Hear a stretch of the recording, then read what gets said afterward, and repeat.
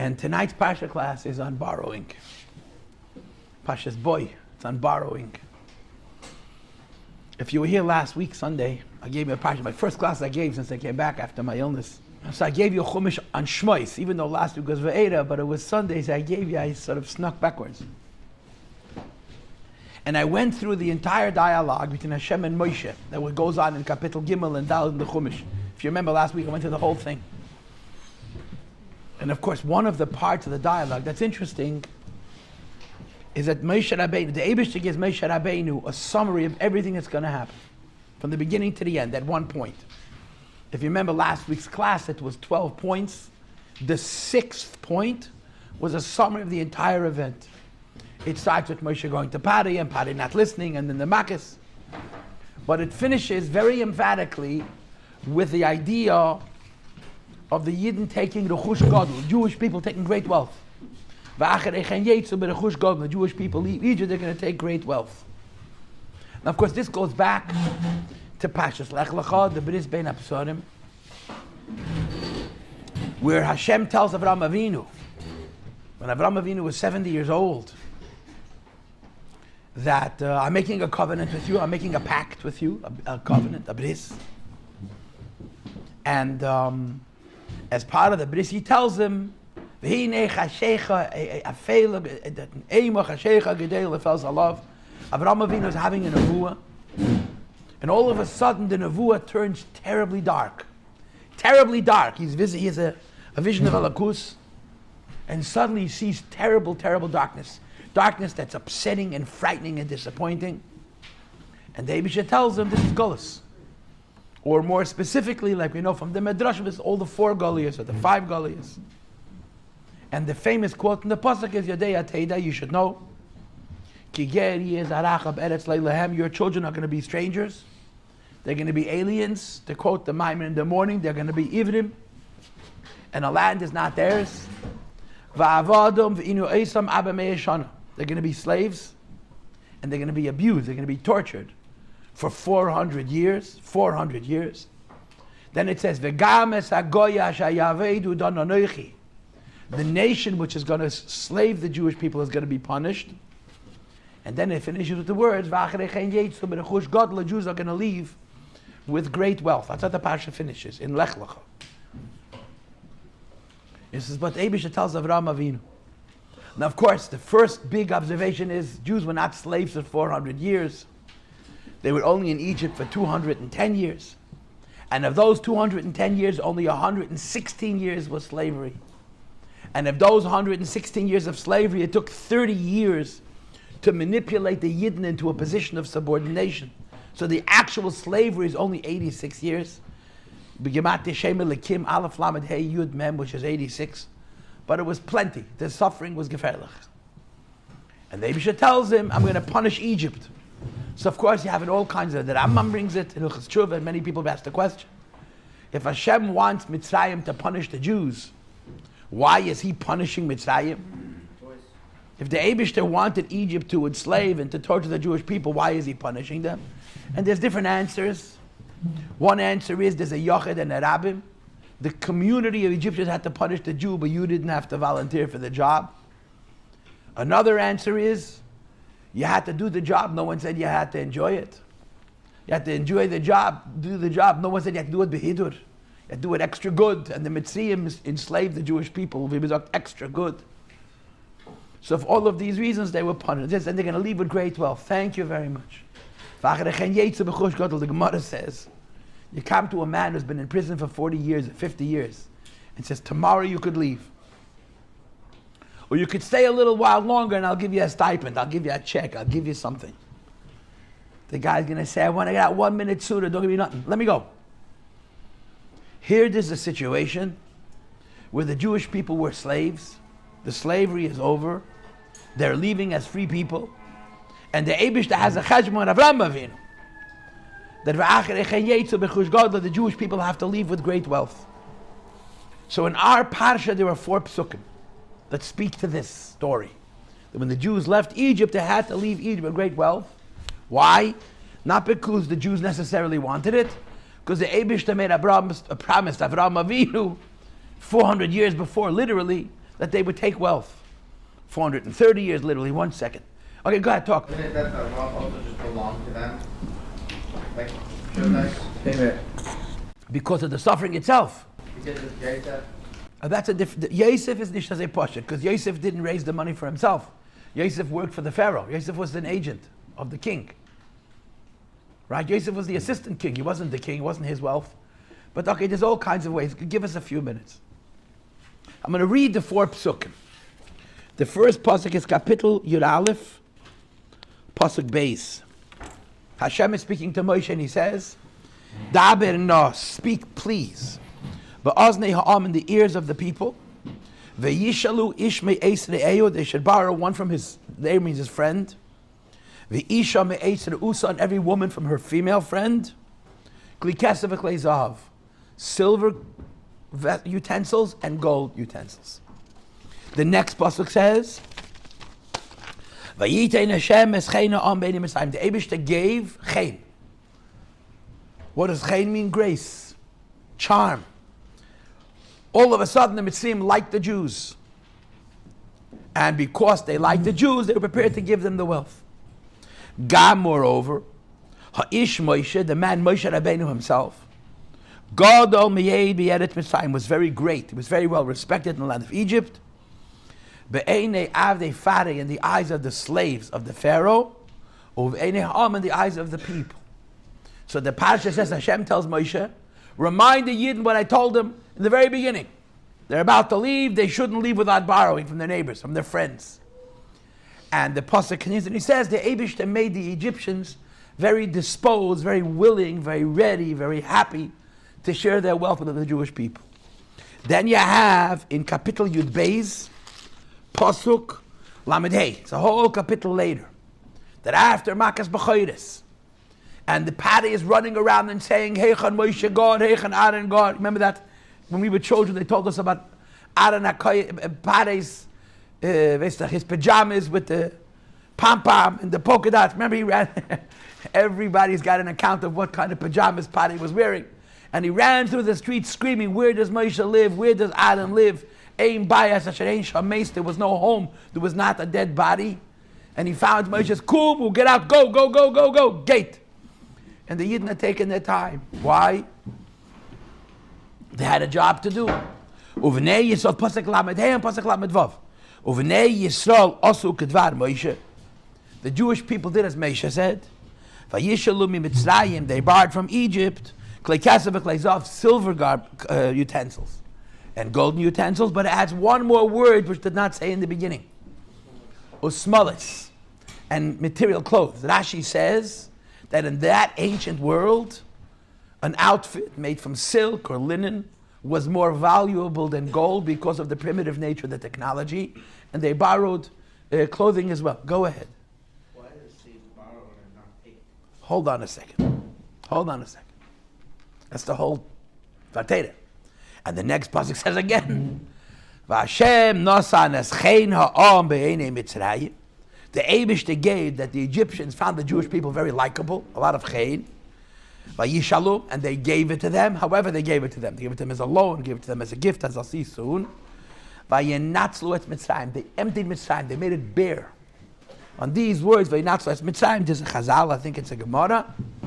As'uha kimitzula she'ein badagim ukimitzuda she'ein badagim. They made it like the deep of the sea, which has no fish, and like a bird trap that has no more seeds, no more bait. They emptied Mitzrayim. This is the story. 4 psukim. Hashem wanted that the Yidden should borrow, and the Egyptians found chen, they found grace towards the Jewish people, and they emptied Mitzrayim. The three things Jews kept over the entire time they were in Mitzrayim was their names, language, and clothes. Why is it not taken for clothes? Okay, I don't know. Now, so there's so many things about the story that are odd.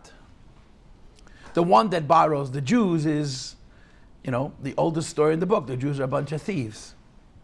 We borrowed, we left, we stole it, we tricked them.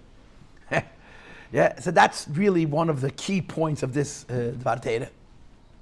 But there's a couple of other things that are very, very important in this story that are really important to point out. The first is, since when does the Jews and the Egyptians friends?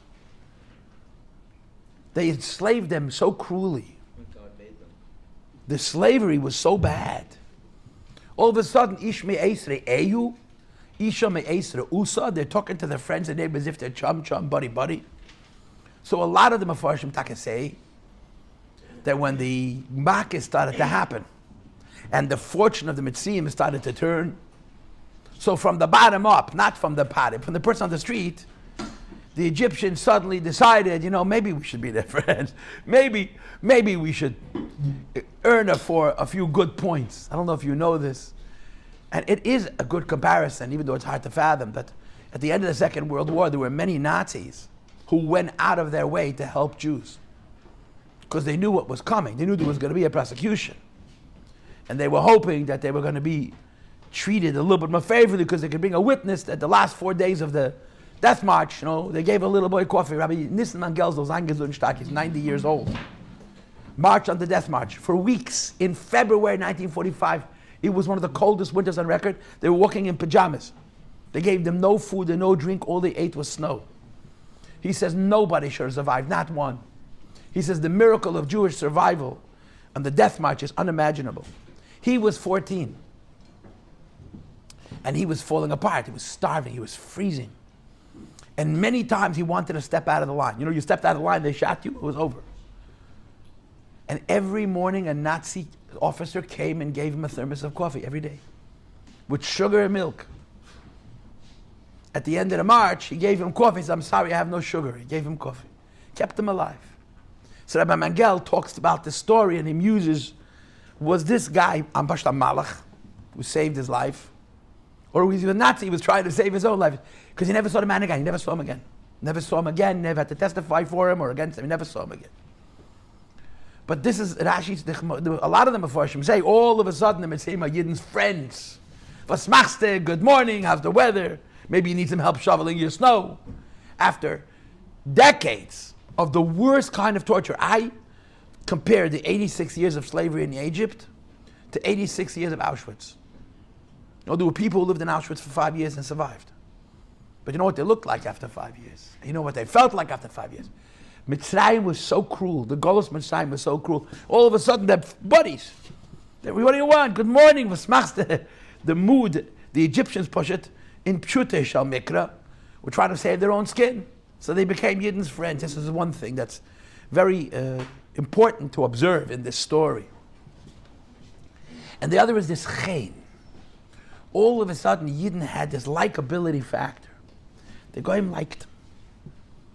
They saw something in the Yidden that made them like him. After you treat people, not for days, weeks, or months, for generations, so cruelly, all of a sudden there's this chen. I always tell you this in my classes. Chen is an intangible. You can't explain chen, right? What does chen mean? Chen means you have a likability factor. One person walks into a room and everyone says, ich. What ich? You never met him. I don't know. I have a bad feeling about that guy, Another person walks through and says, ooh, I like that guy. But you never met him. I know, but there's something about him. That's what chen is.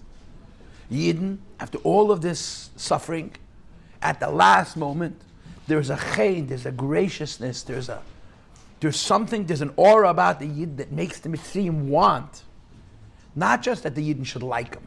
They want to help him out. And it sets up the she'ela. It sets up the borrowing or the asking, depending on the different versions of how we understand what actually happened in Egypt at that time. And of course, the culmination of it all is Moshe.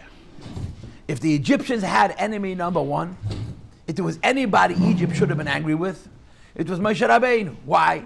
They had this factory of slaves. The Mitzrayim had a factory of slaves for decades, for generations. They were building these big fortresses, these big cities of treasure and so on and so forth. And then this Moshe Rabbeinu comes out of nowhere. He stirs the pot. He messes with parei. He brings 10 makis. If there's anybody that the Mitzrayim should hate, it should Moshe Rabbeinu. So the pasuk says, not only was there a chen, was there a feeling of lovability, of grace, but the goyim were enchanted with Moshe. Moshe Rabbeinu ruined their whole They're a whole business model. They had an endless supply of free slaves, slave labor. And Moshe Rabbeinu ruined it. Somehow Moshe Rabbeinu is walking around and the average guy likes him. Not respects him, not fears him, likes him. Gadol me'ed. Moshe Rabbeinu was so great.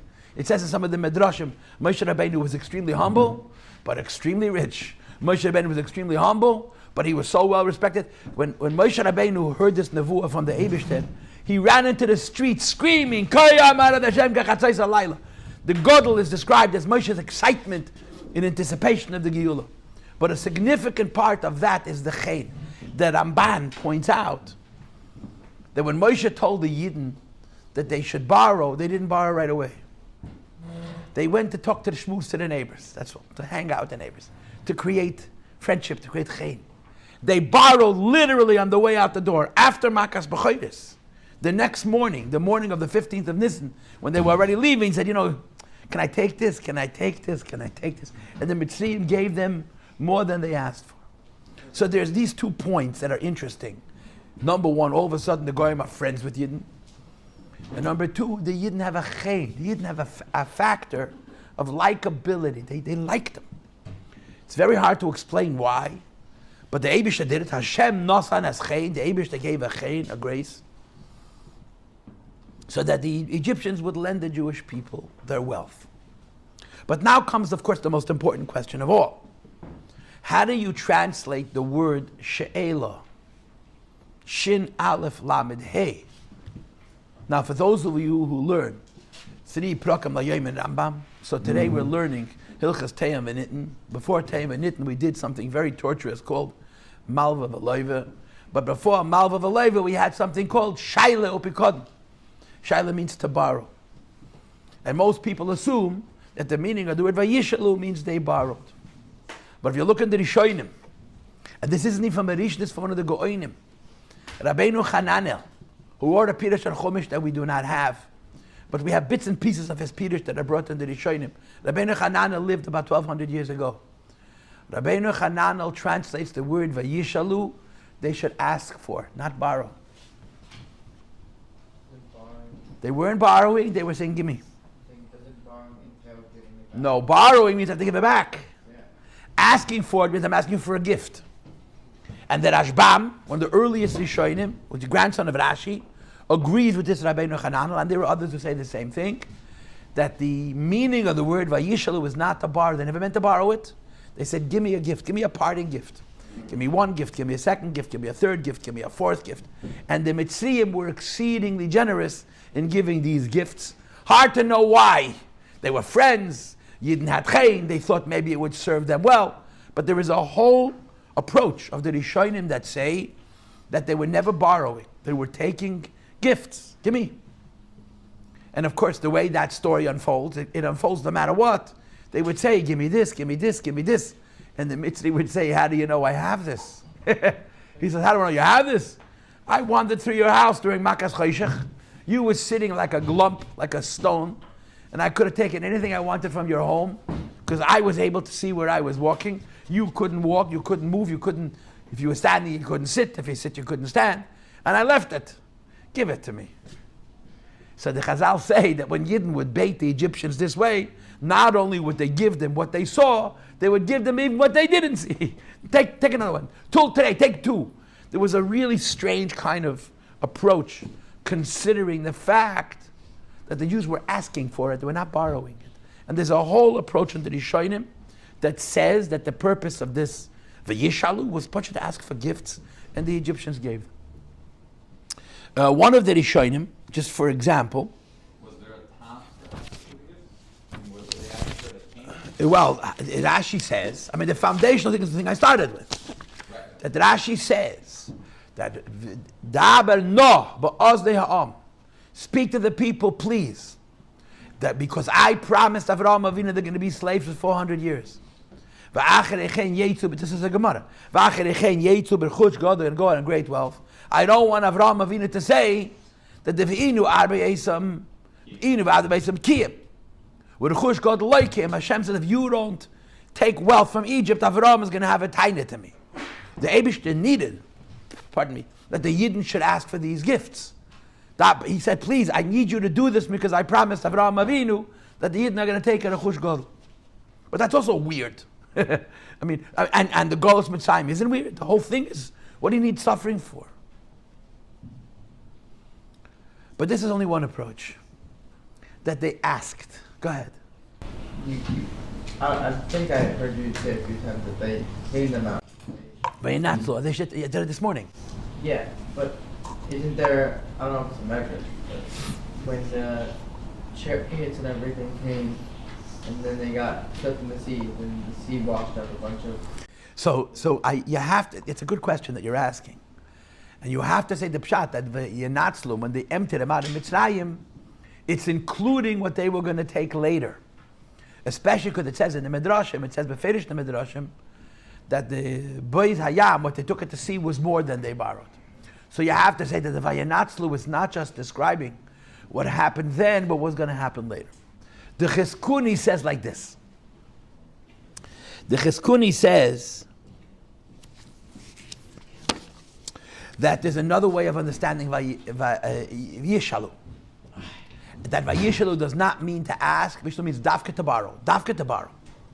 To borrow. And borrowing means you have to pay back. And of course, borrowing in order to pay back right away puts Yidden behind an 8 ball. You know, you took our wealth, you ran away, a bunch of ganovim, you know, bunch of thieves, you took our wealth, you ran off on us. I mean, everybody calls the Jews ganovim. Every chance they get, we call us thieves, yeah. Here you have a case that the Chizkuni says, one opinion says, the one that I told you, thank you very much, that they said, ask for it, which is as an earlier Rishonim, which is a very beautiful way of explaining the story. But there's no dafka to borrow. You know why they wanted to borrow? Because they wanted that they shouldn't return it, and the Egyptians should get upset, and they should chase after them. The borrowing was a form of baiting, because the story wasn't finished. The story wasn't finished. The story wasn't finished. If you say that the Jews came to their Egyptian neighbor and said, give me a gift, a parting gift, fine. You take the gift, you go, it's over. There's another opinion that says, no, do not ask for a gift. Insist on borrowing it and give the impression you're going to pay it back because I want him to chase you. So the Chizkuni writes, there's another element of betachin in this second version. Why? The Jews experienced trauma. The Jews experienced trauma. You know anything about trauma? Huh? If you were 9, and there was a kid in your class who was a bully, who used to make fun of you and beat you up. Now you're 30 and he's 30. And he's 5'6", and out of shape, and a schlepper. And you're 6'4" and you work out. And you could crush him like a mosquito. When you see him, you're going to be afraid of him. That's the Taich trauma. He's in your head. And you have to get it out. When he was a little kid, he was a bully. Now he's a nothing. When you were a little kid, you were a sweet little boy. Now you're a tough guy. When you see somebody who bullied you as a child, you think twice. Because he's in your psyche. He's in your psyche. He's in your subconscious. The Jews in Egypt had plenty of trauma. So if the Abisha says, ask. Okay, you take a gift, you go. Borrow means what? I got to pay it back. We're going to remain connected. And the Yidden said, oh no, I'll take it for free, but I'm not going to borrow it. You know that in halacha it says, giving tzedakah is a big thing. Giving a gemilas chesed, that means a loan, is a much bigger thing. If somebody needs money, can you give me some money? Sure, here's $1, $100. No, I want you to lend me $1,000 or $5,000 or $10,000. Listen, I'll give you 1,000, but I'm not lending you 5,000. Why? Because if you lend a person money, you and that person are connected till he pays his debt. And if the guy's a nudnik, the guy's one of those people who never thinks in terms of paying debts. I don't know if you guys know my cliches, but one of my famous cliche lines, and there's a lot more truth to this than meets the eye. Don't forget this one, okay? When you're a businessman, when you're a shliach, there's only 2 types of money in this world.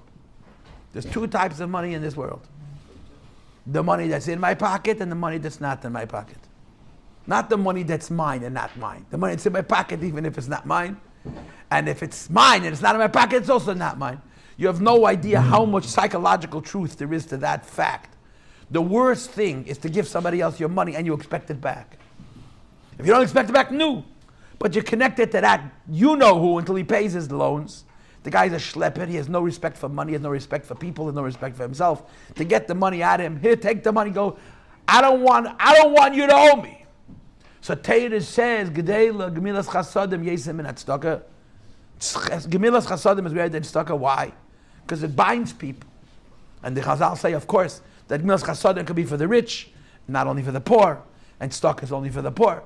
When Hashem said, according to the first Pirush, that Hashem says you didn't ask for gifts, that's no problem. Alone, I'm going to be tethered to that Yemach Shemoy.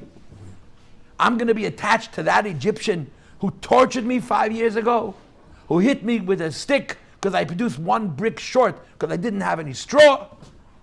I'm going to be tethered to him because I'm going to have to borrow.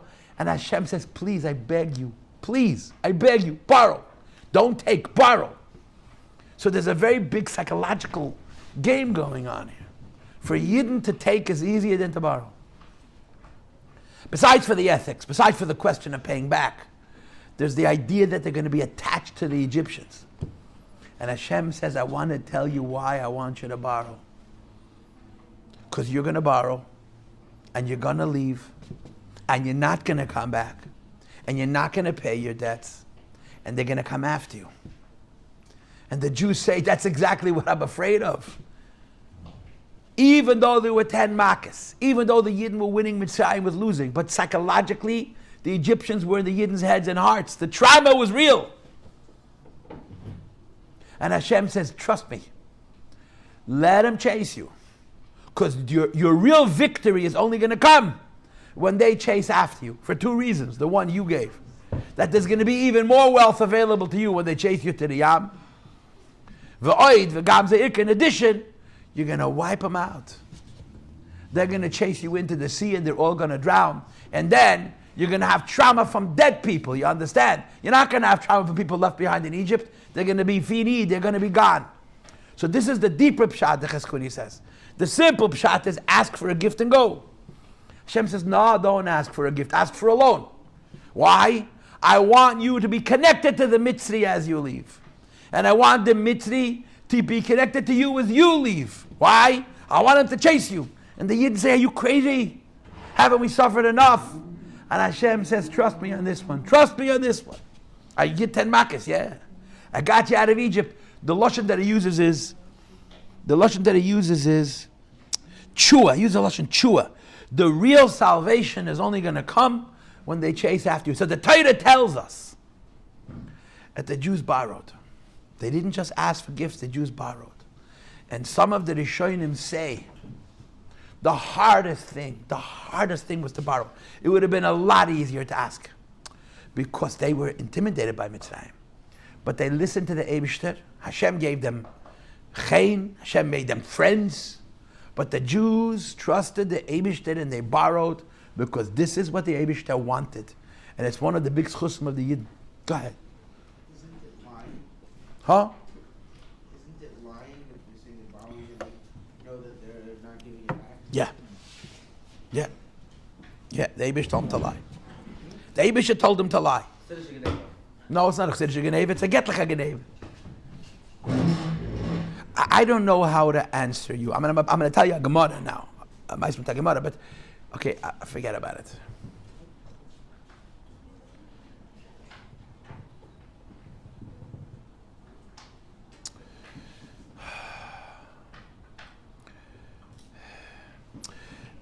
I wasn't going to say it in this order, but because of your question, there's a very famous Gemara,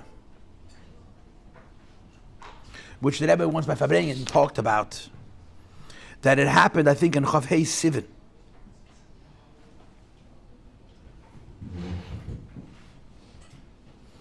That Alexander the Great, took over the whole world. It's a Gemara Masechta Sanhedrin, Tav Tzadik Aleph Amud Aleph, but it's also a Medrash in Bereishis Rabbah with different shinuyim. That Alexander was going to conquer the whole world. One of the places he conquered was Eretz Yisrael. And if you know the history of Alexander's Mugdon, there is no record at all of what happened in Israel. We know Alexander's route. He left northern Greece, Macedonia, where he lived, and he went down through Turkey, and he came down into what is now Lebanon, Phoenicia, Tyre. He went through Israel, he went into Egypt, he conquered Egypt, and he went due east, till India. We know exactly his route. And we know the wars that he fought in each place. In some places he fought wars, in some places the people let them in. He was a political animal. He was also an evil man. There is no record in the Goyish history of what happened in Israel, except that we know that he went by Israel, and that when he left, Israel remained intact, the Beis Hamikdash remained intact, the Kohen Gadol remained intact. So there's a Gemara about this also, but this is a different Gemara, that the Mitzrayim and the Knaanim came to Alexander's Mugdon to collect the debt. Alexander was the king of the whole world, very powerful man, and he made laws like all kings do, and they sued Eretz Yisrael for the Rechush Gadol. This is the answer to your question. They sued Eretz Yisrael for the great wealth, and the Mitzrayim, that Canaanim claimed, their claim.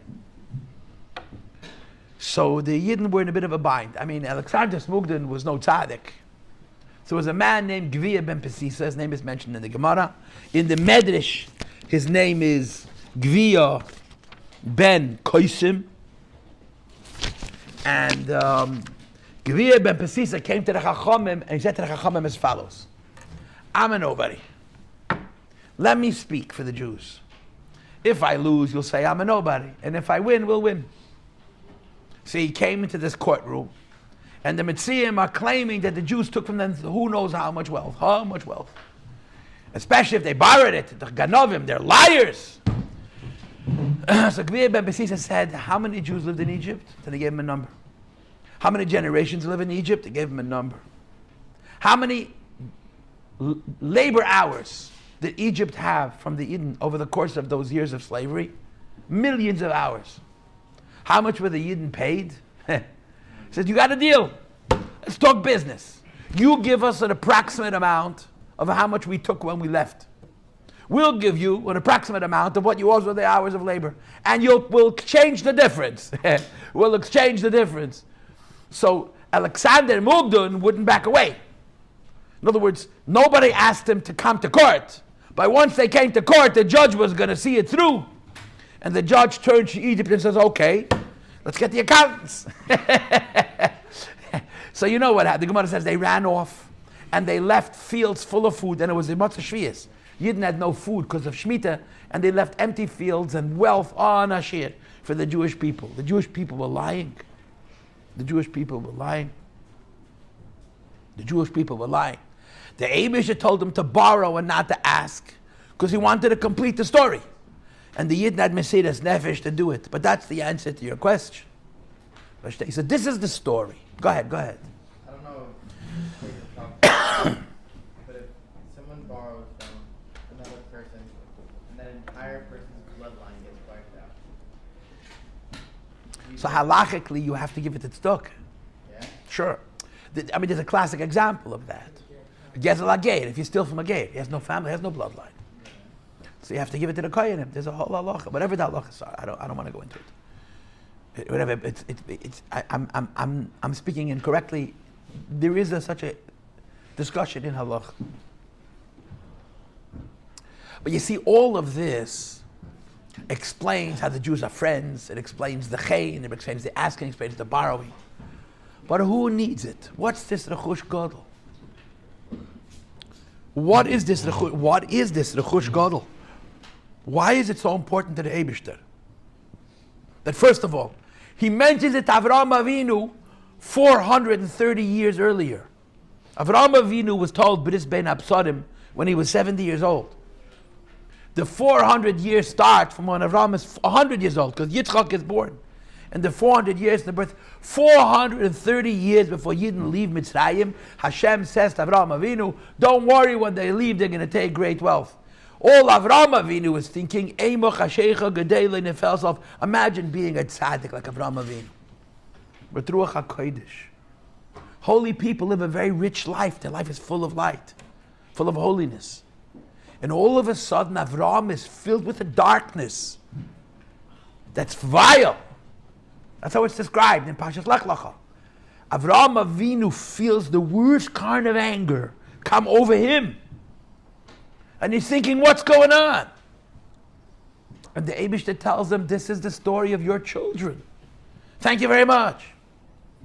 And of course, especially when you learn in the Medrashim, that he actually represented Egla Mishlesh, Ez Mishulash, Ayal Mishulash, all four Goliaths are represented in the Bris Bein Absarim, not just Mitzrayim.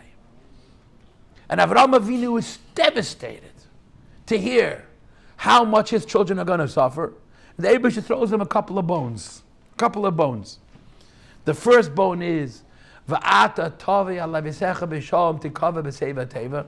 when you die, your life is going to be perfect.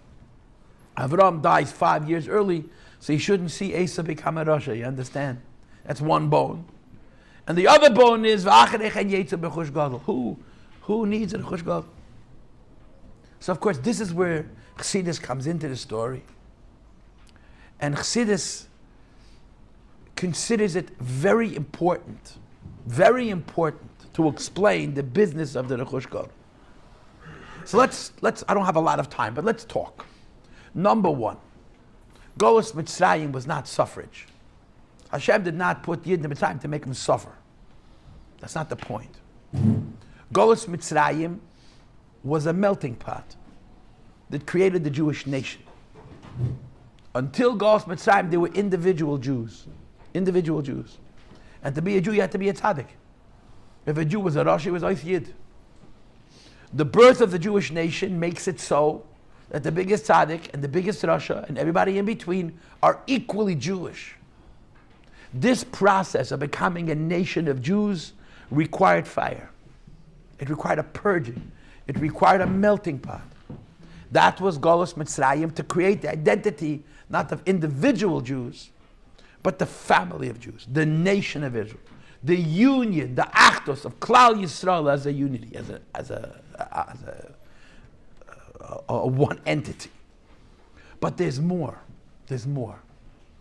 And the more is that never is Jewish suffering just to suffer.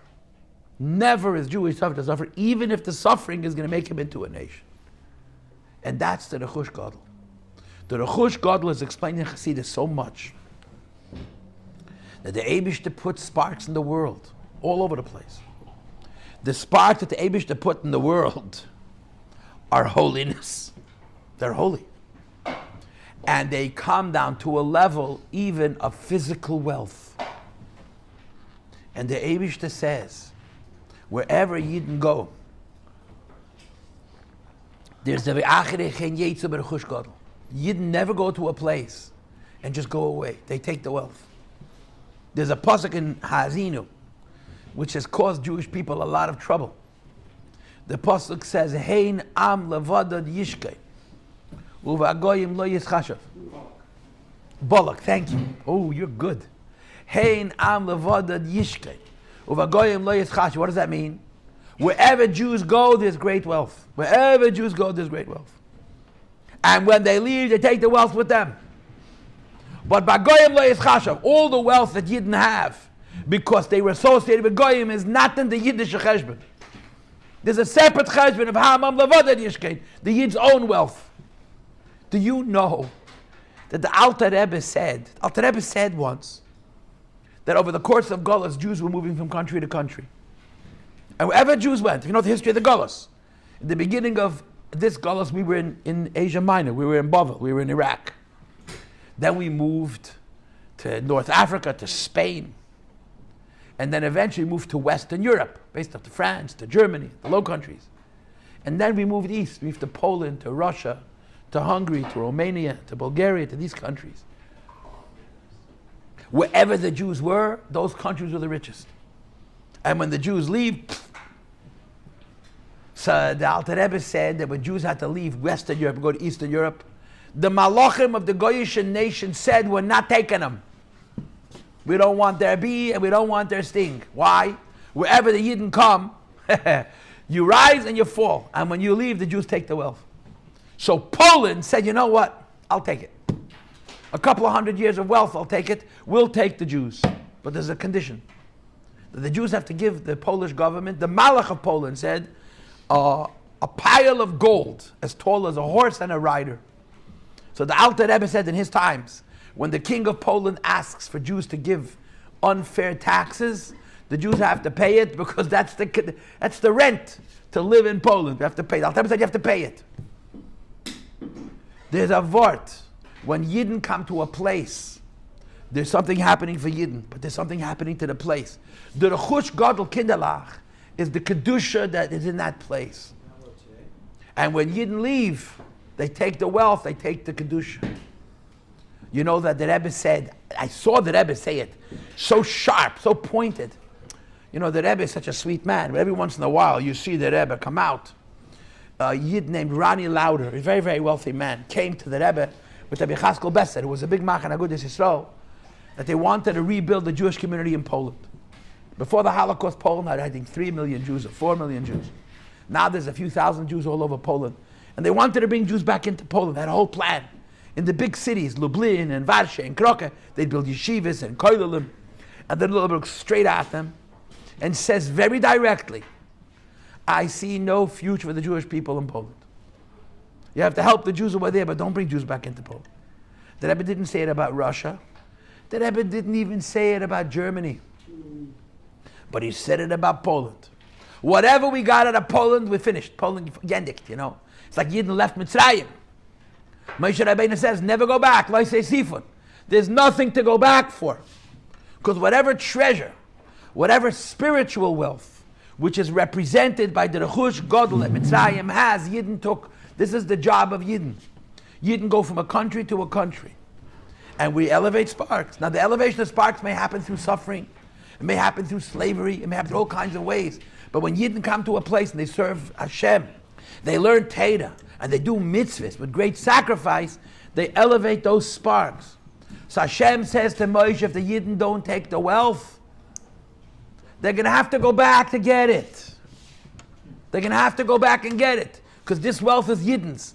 Not it's Yidden's because it's Yidden's, not Goyim. It's because it's Kedusha, not Klippa. Do you know that the Mezritcher Maggid said on the Pasuk, Vahi b'shalach pare es ha'om, which is next week. So it says in Midrashim, the Mezritcher Maggid brings down, Vahi b'shalach pare sent along with the people. What did he send along with the people? Whatever sparks the Yidden forgot to take, Pare said, you forgot if you take them. The Rechush Gadol the Yidden took from Mitzrayim is not just money. It's the Kedusha sparks that exist in each country in the world. And in Mitzrayim there were many of them, as one of you mentioned, Yosef HaTzadik's treasure and so on. And the Yidden's taking that treasure was the end of the beater. If Yidden don't take wealth out of Mitzrayim, they're going to have to go back. Hashem says, take every penny. Because you have to elevate Mitzrayim. There's other Goliaths, there's other journeys, there's other sparks that need to be elevated. You're leaving Egypt, it shouldn't just be the birth of a nation. It should be the correction of Egypt. You must take that wealth. This is why it's so important for the Eibishter that the Yidden should ask and borrow. Like I said to you, because when they borrow, the Egyptians follow them. And when the Egyptians followed them, the wealth that the Yidden take lechatchila, the Egyptians gave them at the Yam. Because otherwise, they're going to have to go back to Mitzrayim and elevate it. And there's a small diuk in Chassidus. I'm going to finish with this diuk. The Lashon Gemara is, I think it's a Gemara. Rashi brings in a Chumash. They made it like the depth of the sea that has no fish, and like a bird trap that has no more bait, has no more seeds. So Chassidus explains that there are two kinds of worlds. There's hidden worlds and revealed worlds. The ocean, the Yam, is a mashal for the hidden worlds. The dry land is a mashal for the revealed worlds. So Chassidus explains, Asua kimitzula, she'ein ba'doga. They made it like the deep that has no fish. They elevated all the sparks of Egypt in the Madrega where Egypt is hidden, Alma Deskasya. Vasua kimitsuda, she'ein ba'dogyan. They made it like a trap that has no longer any bait, any seeds, to represent the sparks of Alma Desgalia. And that's the real issue of the Vayishalom. The real issue of Yishlu was Yidden went to Mitzrayim. And they're leaving Mitzrayim. And the Eibishter is saying to the Yidden, I would really hate for you to have to come back here again. And the only way for you not to come back here again is because whatever you took from the Rishus of Klip and brought into the Rishus of Kedusha, you have to take with you. And that's represented by this wealth. And just to finish, it says in Chumash, there's 3 different places in the Torah where it says, you're not allowed to live in Mitzrayim. The Rambam brings it to Halacha, you're not allowed to live in Mitzrayim. The great Rambam, in his Chuvas, used to sign his name, Moshe ben Maimon, who lives in Cairo, old Cairo, Ha'oiver shloisha lavim b'chol yom, who's transgressing 3 negative commandments every day because of the 3 psukim that says he's not allowed to live in Mitzrayim. Why was he living in Mitzrayim? Because he was a sakana to live anyplace else. The Rambam was a marked man, you understand? But that's what he says. So that's the real issue of the Rechush Gadol. And that's the V'yishalu, Daber Noah, please. I would hate for Yidden to leave Mitzrayim and have to come back again. And that's the pshat, in my opinion. When the Rebbe said, I see no future for the Jewish people in Poland, I believe personally that the Rebbe holds that Polish and is still anti-Semites. And he doesn't want Jews in Poland. But I think on a mystical level, there's no sparks. Whatever sparks we had in Poland, we took it. There's other sparks to take, ready for Mashiach to come. Any questions or comments? We've been living in exile for the past 3,000 years, pretty much uninterrupted. That's not true. That's really not true. There hasn't been a constant Jewish presence? First of all, no. After the Churban, there were no Jews. At all. Why do you think we made a calendar? A calendar. They kicked the Jews out of Egypt. As long as Jews stayed in Egypt, they were Makadosh Chesed Rapiriya. How long was the interval between when there were... A few hundred years. It was called the Aryan Christians. The early Christians, they kicked every Jew out of Israel. Probably from the 2nd century to the 5th century, there were 0 Jews in Israel. Something like that. So out of the past 3,000 years... Then they trickled in, but never a very large. There were, in the Managolus, the community of Jews in Israel was quite small. Israel was destroyed by Genghis Khan, by the Mongols. Destroyed. In other words, even if there was a land to live in the 10th century, the 11th century, when they came through, they made it into a desert. And for hundreds of years, to live in Israel, you had to literally bring bread from another country. So there has been a yishuv of Yidden in Eretz Yisrael. But we have been living there longer than any other country, right? But not in a very large community. 200 years ago, how many Jews were in the whole Israel? A few thousand. Now there's millions. There's more Jews in Israel than any place in the world. But it wasn't always that way. Anyway, what was your question? I didn't let you. So collectively, just throughout, so if you want to also, what's it called, count the years of when we had the basic Mikdash and we're all living there and stuff, we've definitely been living inside of it. More than any place else. So you don't think we've collected all the sparks? You see, Israel, we don't live in to elevate sparks. Israel we live in because it's a holy land. It's not about the sparks, it's about the holiness. What do you think is going to happen when Mashiach comes? Israel's going to expand. The whole world is going to heal. Every nation, Goyish nation is going to heal. The sparks that we took, we're going to keep because they're Israel sparks. But their choil, their ordinary, is going to heal. I have a whole philosophy about this, but you don't have time to tell you right now. Okay, good enough,